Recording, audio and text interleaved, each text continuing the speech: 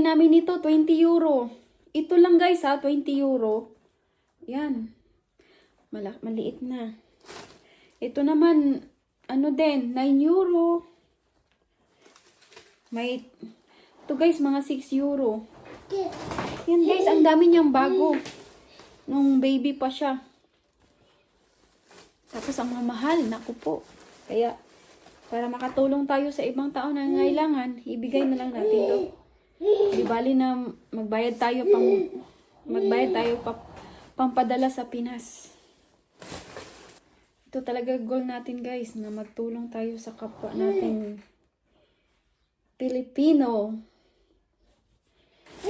Sana marami pang blessing ibigay sa atin ni God para marami pa tayong taong matulungan.